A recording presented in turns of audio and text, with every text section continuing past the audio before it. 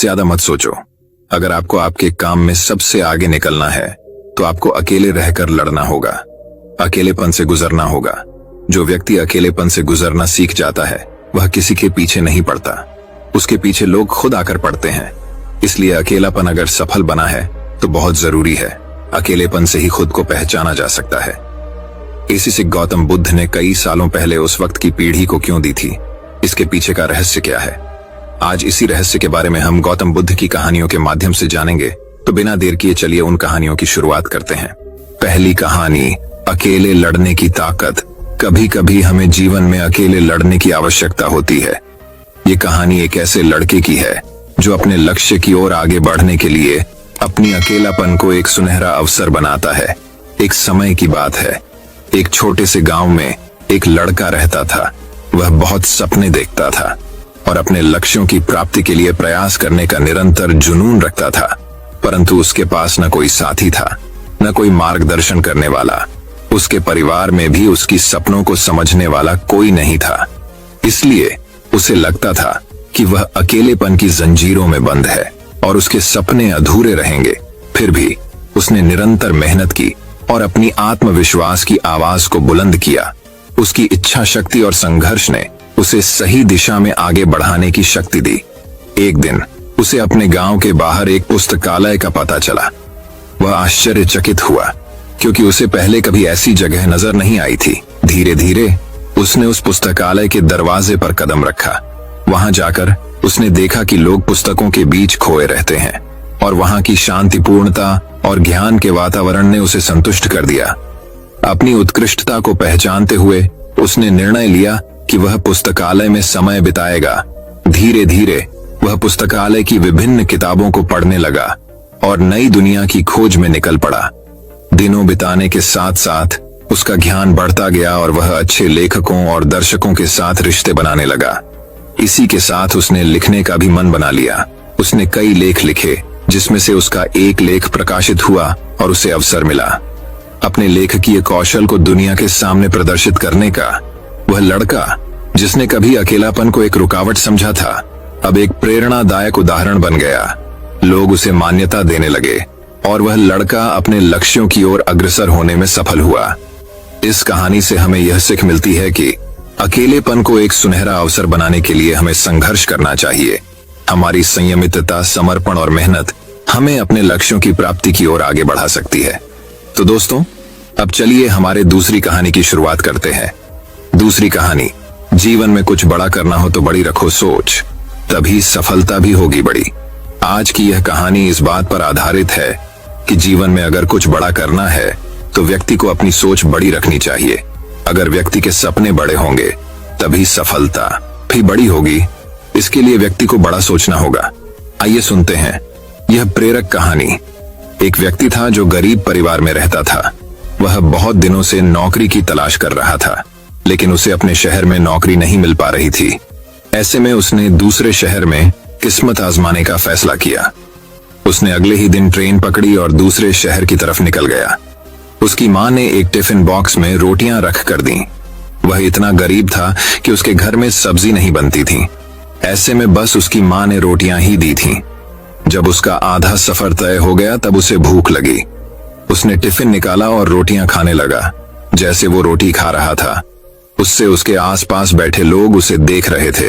वह पहले रोटी तोड़ता, फिर टिफिन में कुछ घुमाकर कौर को मुंह में डालता। ऐसा लग रहा था मानो वह रोटी के साथ सब्जी भी खा रहा है।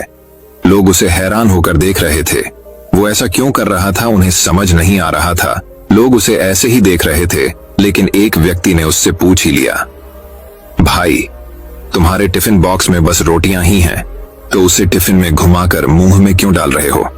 युवक ने जवाब दिया कि हाँ, मेरे पास केवल रोटी है, लेकिन इस खाली टिफिन में रोटी घुमाकर मैं यह सोच रहा हूँ कि मैं रोटी के साथ अचार भी खा रहा हूँ। व्यक्ति ने पूछा कि क्या इससे उसे अचार का स्वाद आ रहा है? युवक ने कहा कि मैं रोटी अचार सोचकर खा रहा हूँ तो मुझे स्वाद भी आ रहा है। जब उसके आसपास बैठे लोगों ने बात सुनी तो एक व्यक्ति ने बोला कि अगर सोचना ही था तो अचार ही क्यों सोचा, मटर पनीर या शाही पनीर सोच लेते। इस तरह तुम उन सब्जियों का भी स्वाद ले पाते बड़ा सोचो तभी सफलता बड़ी मिलेगी। अगर व्यक्ति के सपने बड़े होंगे तभी सफलता भी बड़ी होगी। इसके लिए व्यक्ति को बड़ा सोचना होगा। तो दोस्तों, अब चलिए हमारे तीसरी कहानी की शुरुआत करते हैं। तीसरी कहानी, सफलता का मार्ग। इस कहानी में हम एक युवा लड़के की कहानी सुनते हैं जो अपने सपनों की पूर्ति के लिए संघर्ष करता है। यह कहानी हमें यह बताती है कि सफलता के लिए हमें संघर्ष करना होता है और हमारी मेहनत, समर्पण और परिश्रम के बिना हम सफल नहीं हो सकते। एक बार की बात है, एक छोटे से गांव में एक युवा लड़का अपने गरीब माता पिता के साथ परिवार में रहता था, जहां आर्थिक संकट के दिन चलना सामान्य था। लड्डी डीके के मन में बड़े बड़े सपने थे। वह एक सफल व्यापारी बनना चाहता था। लड़का रोजाना ग्रंथालय जाता था और किताबें पढ़कर अपने ज्ञान को बढ़ाता था। उसके पास कुछ भी धन नहीं था, लेकिन उसने किसी भी मुसीबत को हराने का संकल्प बनाया था। उसने एक छोटे से दुकान में काम करना शुरू किया और अपनी मेहनत और समर्पण से अपनी कमाई बचाने लगा। वह दिन रात मेहनत करता, धैर्य रखता और निरंतर अपने लक्ष्य की ओर बढ़ता रहता। ढके के माता पिता उसके सामरिकता और परिश्रम को देखकर गर्व महसूस करते थे और उसे हमेशा समर्थन देते थे। समय बीतता गया और लड़का बड़ा हो गया। वह जहां काम करता था उसने अपने बचत के पैसे से वही व्यापार करना शुरू कर दिया। देखते ही देखते वह अब एक सफल व्यापारी बन चुका था, जिसने अपने सपनों को हकीकत में बदला था। उसने अपनी दुकान को बड़ा कर दिया, कर्मचारियों को रखा और अपने व्यापार को नई ऊंचाइयों तक पहुंचाया। लड़के की कठिनाइयों और संघर्षों भरी यात्रा उसे यह सिखाती रही कि सफलता पाने के लिए हमें धैर्य और संघर्ष करना होता है।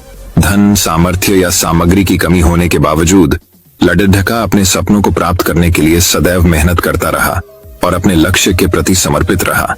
इस कहानी से हमें यह अद्भुत संदेश प्राप्त होता है कि सफलता पाने के लिए हमें निरंतर प्रयास करना चाहिए। हमें अपने सपनों की प्राथमिकता देनी चाहिए और उन्हें हासिल करने के लिए हमेशा मेहनत और समर्पण दिखाना चाहिए, चाहे जीवन के किसी भी क्षेत्र में हो। संघर्ष और परिश्रम हमारी सफलता की मुख्य चाबी होती है। तो दोस्तों, अब चलिए हमारे चौथी कहानी की शुरुआत करते हैं। चौथी कहानी, सपनों की उड़ान। इस कहानी में हम एक छोटे से गांव की बच्ची की कहानी सुनते हैं जो अपने सपनों को पूरा करने के लिए कठिनाइयों का सामना करती है। एक छोटे से गांव में लक्ष्मी नाम की एक बच्ची रहती थी। वह बहुत ही संवेदनशील और सपनों की दुनिया में खोई रहने वाली थी। लक्ष्मी के दिल में एक सपना था कि वह एक दिन अपने गांव को ऊंचाइयों तक ले जाएगी और उसे खुशहाली और सम्मान की ऊंचाइयां प्राप्त होंगी। लक्ष्मी के पास गरीबी के कारण कई कठिनाइयां थीं। उसके परिवार को रोजगार की कमी थी और उन्हें बुनियादी आवश्यकताओं को पूरा करने के लिए संघर्ष करना पड़ता था। लेकिन लक्ष्मी नहीं हारी। वह हमेशा अपने सपनों के पीछे लगी रहती थी। उसका पहला कदम उसने शिक्षा में आगे बढ़ाकर उठाया। गांव में उसके स्कूल नहीं था, लेकिन उसने खुद को पढ़ाई के लिए समर्पित कर दिया। वह दूसरे गांव जाती और पढ़ाई के लिए पूरी मेहनत करती। संघर्ष और कठिनाइयों के बावजूद वह अपने लक्ष्य की ओर बढ़ रही थी। लक्ष्मी की दृढ़ता और मेहनत ने उसे सफलता की ओर ले जाया। उसने अपनी पढ़ाई पूरी की और उच्च शिक्षा हासिल की। जब वह वापस अपने गांव लौटी तो उसने गांव के लिए प्राइवेट स्कूल शुरू किया। वह हर बच्चे को शिक्षित करना चाहती थी। उसका पढ़ाने का तरीका बेहद अनोखा था, जिसके कारण वहां के बच्चे बुद्धिमान बनने लगे। लक्ष्मी के संघर्ष और प्रगति की कथा गांव के लोगों को प्रेरित करने लगी। वह उनकी आदर्श बन गई और उन्होंने भी अपने सपनों की पूर्ति के लिए मेहनत करना शुरू कर दिया। इस तरह लक्ष्मी ने अपने गांव को ऊंचाइयों तक ले जाने में सहायता की और लोगों को आर्थिक और सामाजिक रूप से सशक्त बनाया। ये कहानी हमें सिखाती है कि हमें अपने सपनों के पीछे दृढ़ता से खड़े होना चाहिए। कठिनाइयों के बावजूद हमें अपनी मेहनत और समर्पण बनाए रखने की आवश्यकता होती है। जब हम अपने सपनों के प्रति विश्वास रखते हैं और मेहनत करते हैं, तो हम आपातकाल में भी सफलता की ओर बढ़ सकते हैं। तो दोस्तों, अब चलिए हमारे पांचवी कहानी की शुरुआत करते हैं। पांचवी कहानी, कमजोरी का महत्व।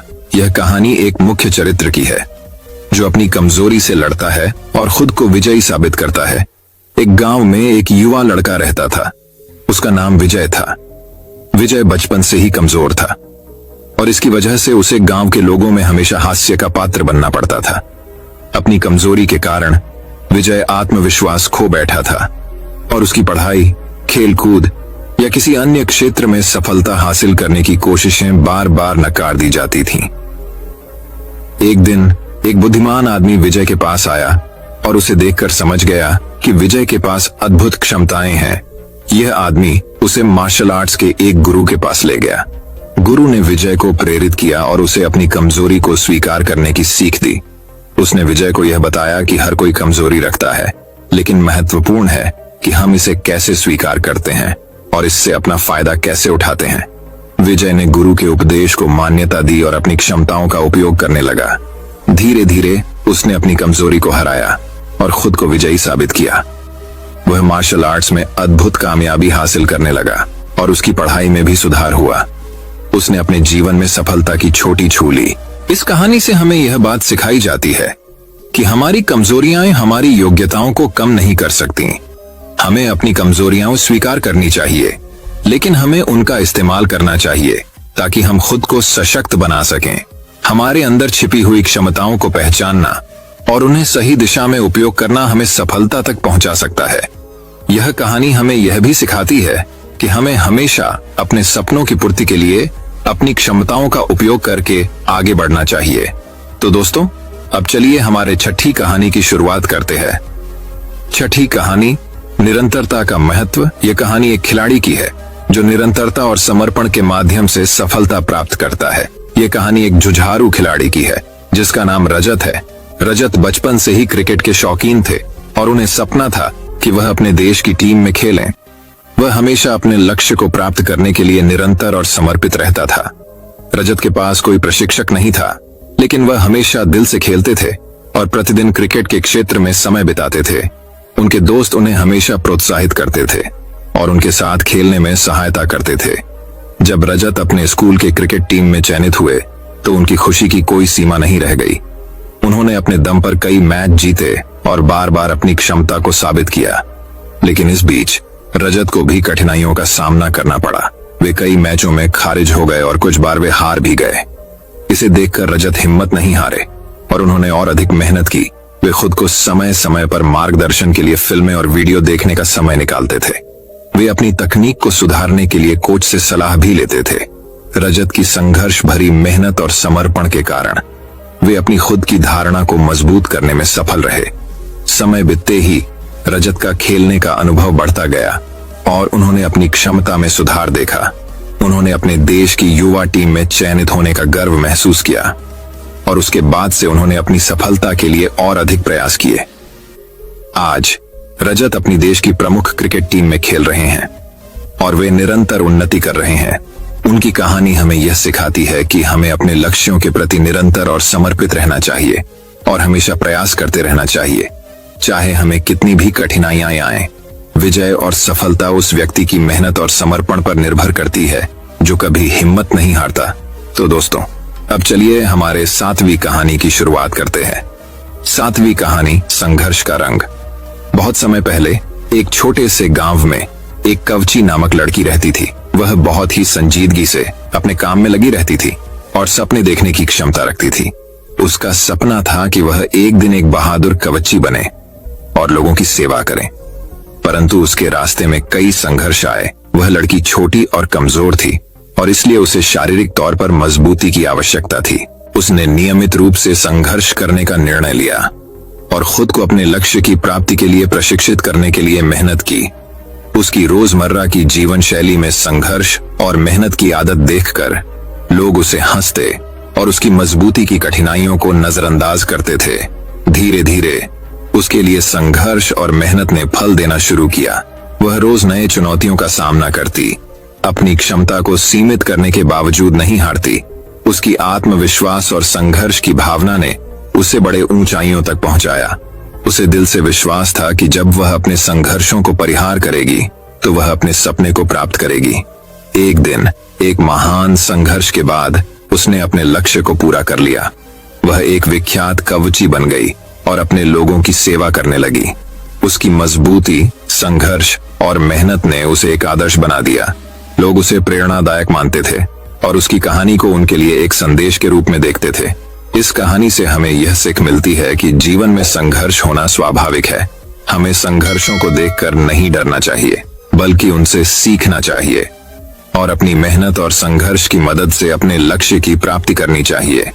हमें खुद को बढ़ाने के लिए अपने संघर्षों को पहचानने और परिहार करने की क्षमता विकसित करनी चाहिए। संघर्ष हमारे अस्तित्व को मजबूत बनाता है और हमें सच्ची सफलता की ओर ले जाता है। तो दोस्तों, अब चलिए हमारे 8वीं कहानी की शुरुआत करते हैं। 8वीं कहानी, सफलता के सूत्र। एक समय की बात है, एक छोटे से शहर में एक व्यापारी रहता था। उसका नाम राजेश था। राजेश के पास कोई बड़ा व्यापार नहीं था, लेकिन उसकी मेहनती और जुनून से भरी आवाज थी। उसका सपना था कि एक दिन वह एक अपना व्यापार खोलेगा और सफलता की ऊंचाइयों को छू जाएगा। राजेश ने कई सालों तक एक नौकरी की है, लेकिन उसकी रुचि व्यापार में थी। वह हमेशा सोचता रहता था कि उसे क्या करना चाहिए ताकि वह अपने सपनों को पूरा कर सके। एक दिन राजेश ने निर्णय लिया कि वह अपना व्यापार शुरू करेगा। उसने अपने बचत के पैसों का इस्तेमाल करके एक छोटी सी दुकान खरीदी और उसमें सामान बेचने की शुरुआत की। पहले कुछ महीनों में राजेश का व्यापार थोड़ा सा उछल कूद के साथ चला, लेकिन जल्द ही उसे गाही बनाने का समय आया। राजेश ने खुद को सीखने, बढ़ते हुए प्रौद्योगिकी के उपयोग और ग्राहकों की आवश्यकताओं को समझने में जुटा दिया। वह मान्यता प्राप्त करने के लिए गुणवत्ता और उत्कृष्टता पर ध्यान देने लगा।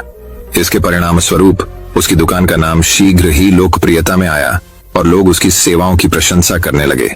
राजेश के व्यापार में सफलता की लहर आई और उसका व्यापार धीरे धीरे बढ़ता गया। उसने दूसरी दुकान खोली और अपने व्यापार की विस्तार की। राजेश की सफलता का राज उसकी मेहनत, समर्पण और आत्मविश्वास था। वह कभी नहीं हारा और हमेशा अपने लक्ष्य की ओर बढ़ता रहा। वह अपने संगठन को विकसित करने के लिए नए आइडियाओं पर काम किया और नई बाजारों में उत्पादों की पेशकश की। आज राजेश एक सफल व्यापारी के रूप में पहचाना जाता है। उसकी कहानी और उसकी सफलता दूसरों को प्रेरित करने के लिए एक मिसाल के रूप में साझा की जाती है। राजेश ने सिद्ध किया कि मेहनत, आत्मविश्वास और निरंतर प्रयास ही सफलता की कुंजी होती है। तो दोस्तों, अब चलिए हमारे 9वीं कहानी की शुरुआत करते हैं। 9वीं कहानी, जीत की गाथा। इस कहानी में हम एक खिलाड़ी की कहानी सुनते हैं जो कठिनाइयों के बावजूद जीत की ओर बढ़ता है। ये कहानी हमें यह सिखाती है कि हमें सभी परिस्थितियों में सकारात्मक रहना चाहिए और हमेशा अपनी जीत के लिए प्रयास करना चाहिए। ये कहानी एक खिलाड़ी के बारे में है जो विभिन्न कठिनाइयों का सामना करते हुए आगे बढ़ता है। उसका नाम रवि था। रवि एक बहुत ही प्रफुल्लित और सकारात्मक व्यक्तित्व वाला था। वह एक खेल के प्रेमी था और खुद को विभिन्न खेलों में महारत प्राप्त करने का सपना देखता था। रवि के जीवन में कई मुश्किलें आईं। पहले तो वह अपने खेल की रुचि को लेकर अकेला था। उसके परिवार वाले उसे खेलने को निराश करते थे और कहते थे कि खेल उसके भविष्य को बर्बाद करेगा। लेकिन रवि निरंतर अपने सपने के पीछे भागता रहा। एक दिन उसे एक महत्वपूर्ण खेल के लिए राष्ट्रीय स्तर पर प्रतियोगिता में हिस्सा लेने का मौका मिला। रवि ने अपने अभियान की शुरुआत की, लेकिन उसे पता था कि इस प्रतियोगिता में उसे बहुत सारी मुश्किलें प्राप्त होंगी। प्रतियोगिता के दौरान रवि को कठिनाइयों का सामना करना पड़ा। वह अपनी प्रदर्शन क्षमता में कमी महसूस कर रहा था और एक समय ऐसा आया जब उसे लगा कि उसकी हार तय हो चुकी है। लेकिन उसने हार मानने की बजाय सकारात्मक सोचने का निर्णय लिया। रवि ने खुद को सामर्थ्य और संयम से भरपूर महसूस करने का प्रयास किया। वह निरंतर मेहनत करता रहा और अपने को सुधारने के लिए प्रयास करता रहा। कि अपने को बेहतर बनाने के लिए उसने नई तकनीकों का अध्ययन किया और उसे अपने खेल में लागू किया। धीरे धीरे रवि अपने दूसरे प्रतियोगिता में सुधार दिखाने लगा। वह पहले से ज्यादा सुरक्षित, तेज और बुद्धिमान हो गया था। अपने प्रतिद्वंद्वियों को हराने के लिए उसने बेहतरीन प्रदर्शन किए और उसके सपने को पूरा करने के लिए जीवन भर के प्रयासों को समर्पित किया। अंततः उसकी मेहनत और समर्पण ने उसे विजयी बना दिया। उसने राष्ट्रीय स्तर की प्रतियोगिता जीती और खुद को साबित किया कि सकारात्मक सोच और अथक प्रयास से कोई भी लक्ष्य हासिल किया जा सकता है। रवि की इस कहानी से हमें यह सीख मिलती है कि जीवन में हमेशा सकारात्मक रहना चाहिए। भले ही हमारे सामर्थ्य को कितनी भी मुश्किलें आएं, हमेशा अपने लक्ष्य के प्रति संकल्पित रहना चाहिए और अपने को सुधारने के लिए प्रयास करना चाहिए। हार मानने की बजाय हमें उससे सीख लेनी चाहिए और आगे बढ़ने के लिए तत्पर रहना चाहिए। इन मोटिवेशनल कहानियों को सुनकर आपको निरंतरता, समर्पण, आत्मविश्वास और संघर्ष की महत्वपूर्णता का अनुभव होगा। ये कहानियां आपको आगे बढ़ने के लिए प्रेरित करेंगी और आपको अपने लक्ष्यों की ओर ले जाएंगी। तो दोस्तों, अब चलिए हमारे 10वीं कहानी की शुरुआत करते हैं। 10वीं कहानी, संकट में साथ देना। यह कहानी एक गांव की है जहां लोग एक दूसरे के सहारे जीने का तरीका सीखते हैं। एक गांव था जहां लोगों के बीच में अनूठा एक बंधन था। यहाँ के लोग एक दूसरे के साथ मेहनत करते, सहायता करते और एक दूसरे के साथ खुशियों और दुखों को बांटते थे। इस गांव की कहानी बहुत ही अनोखी थी। एक बार गांव में एक नया आदमी आया। उसका नाम राम था। राम बहुत ही निराशाजनक हालात में आया था। वह एक छोटे से गांव में दूर रहते थे जहां उनका परिवार बीमारियों और तंगी में फंसा था। उन्होंने सोचा कि वह इस गांव में आकर नए जीवन की कोशिश करेंगे। राम गांव में आकर एक आदर्श बनने के लिए प्रयास करने लगे। वे हर काम में मेहनत करते, दूसरों की सहायता करते और सबके लिए प्रेरणा स्रोत बन गए। दूसरे लोगों की खुशियों और दुखों में भी वे सहभागी रहते। एक बार गांव में बड़ा दुहक का समय भी आया जब गांव के मुखिया का बेटा अचानक बीमार पड़ गया। उसकी स्थिति गंभीर थी और उसके परिवार को इलाज के लिए पैसों की आवश्यकता थी, लेकिन गरीबी के कारण परिवार के पास इतनी धनराशि नहीं थी।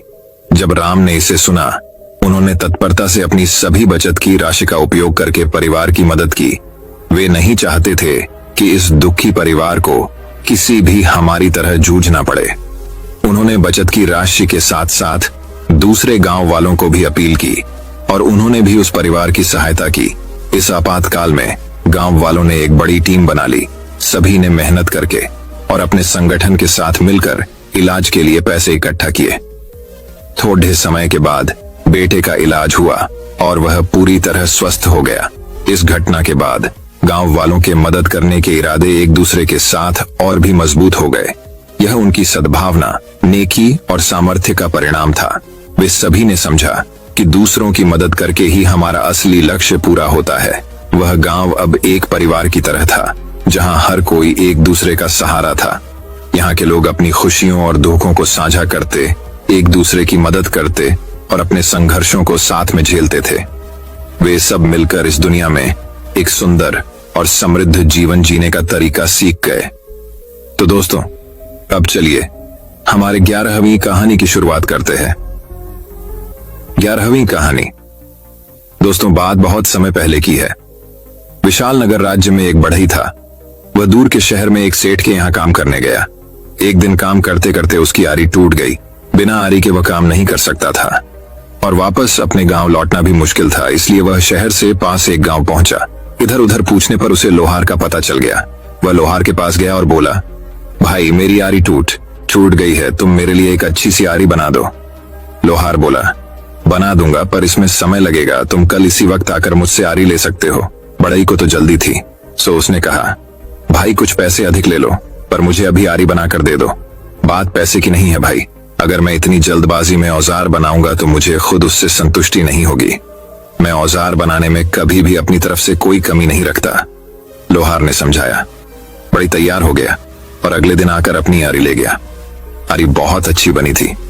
बड़ी पहले की अपेक्षा आसानी से और पहले से बेहतर काम कर पा रहा था। बड़ी ने खुशी से ये बात अपने सेठ को भी बताई और लोहार की खूब प्रशंसा की। सेठ ने भी आरी को करीब से देखा। इसके कितने पैसे लिए उस लोहार ने? सेठ ने बड़ी से पूछा। 10 रुपए। सेठ ने मन ही मन सोचा कि शहर में इतनी अच्छी आरी के तो कोई भी 30 रुपए देने को तैयार हो जाएगा।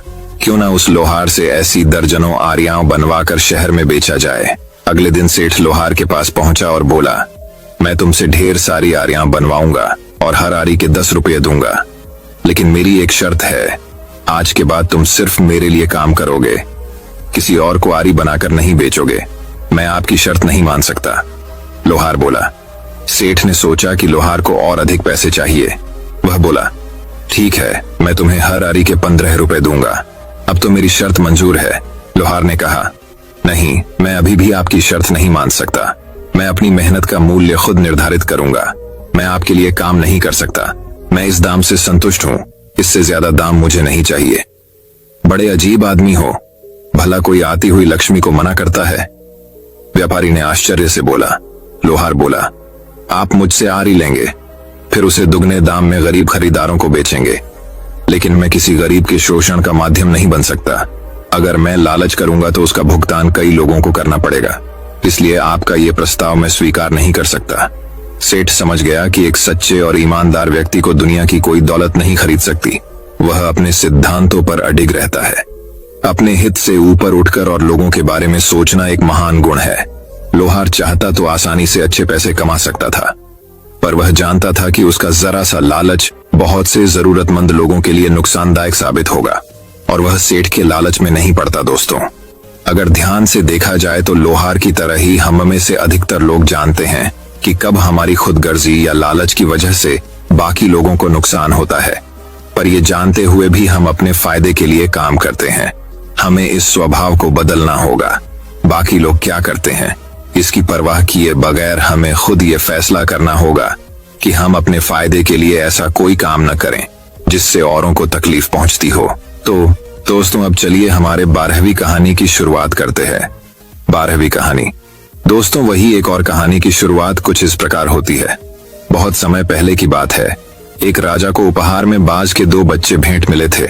वे बड़ी ही अच्छी नस्ल के थे और राजा ने कभी इससे पहले इतने शानदार बाज नहीं देखे थे।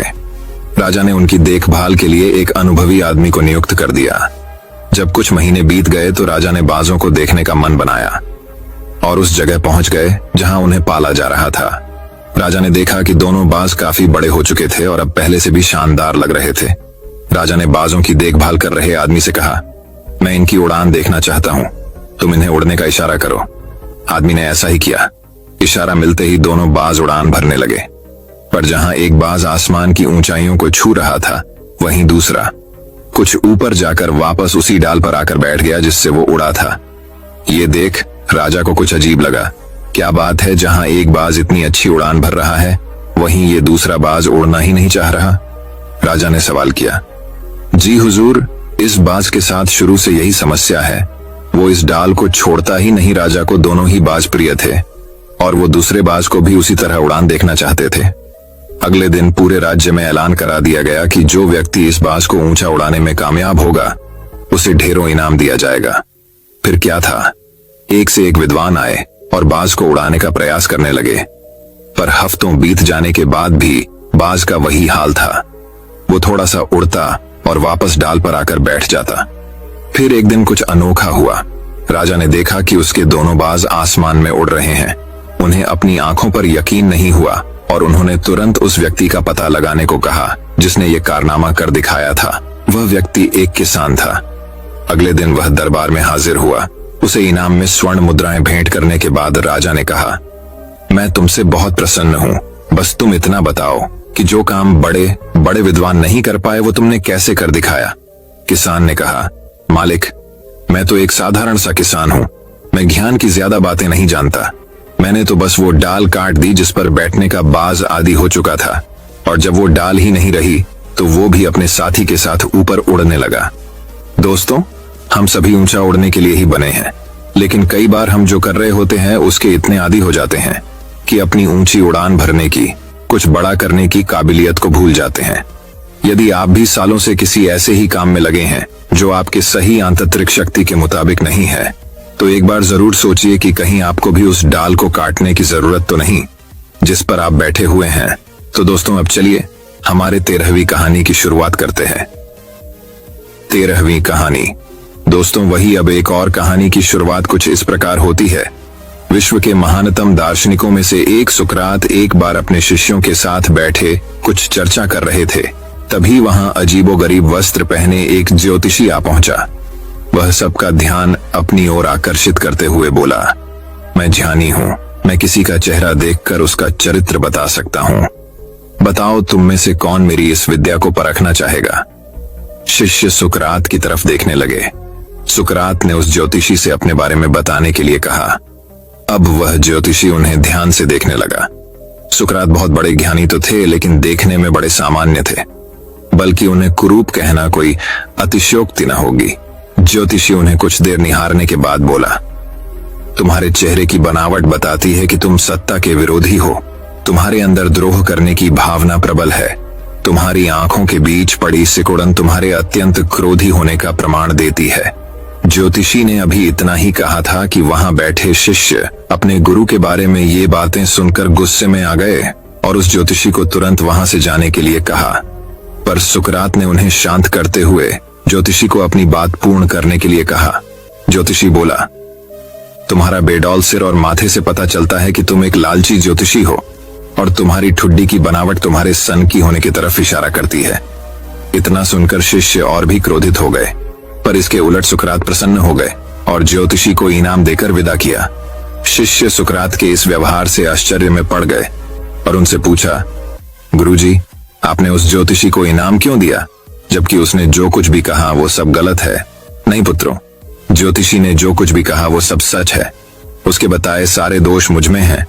मुझे लालच है, क्रोध है, और उसने जो कुछ भी कहा वो सब है। पर वह एक बहुत जरूरी बात बताना भूल गया। उसने सिर्फ बाहरी चीजें देखी, पर मेरे अंदर के विवेक को नहीं आंक पाया, जिसके बल पर मैं इन सारी बुराइयों को अपने वश में किए रहता हूँ। बस वह यहीं चूक गया। वह मेरे बुद्धि के बल को नहीं समझ पाया। सुकरात ने अपनी बात पूर्ण करते हुए कहा, सभी के अंदर लालच, कामना, क्रोध होता है, लेकिन ये तो उस व्यक्ति पर निर्धारित होता है कि वो इन भावों को अपने काबू में कैसे कर पाता है। जो व्यक्ति अपनी बुद्धि का इस्तेमाल कर पाता है, वो अपने अंदर की बुराइयों को लोगों के सामने प्रस्तुत करने का खुद को मौका ही नहीं देता। मित्रों, यह प्रेरक प्रसंग बताता है कि बड़े से बड़े इंसान में भी कमियां हो सकती हैं, पर यदि हम अपनी बुद्धि का प्रयोग करें तो सुकरात की तरह ही उन कमियों से पार पा सकते हैं। दोस्तों, मैं उम्मीद करता हूं कि यह कहानी सुनने से आपके जीवन में अच्छे बदलाव आए होंगे। आपको इस वीडियो से क्या सीखने मिला, ये कमेंट करके जरूर बताएं और अपने परिवार, दोस्तों या आपके करीबी इंसान के साथ ये कहानी शेयर करके उन्हें भी इस ज्ञान से परिचित करवाएं।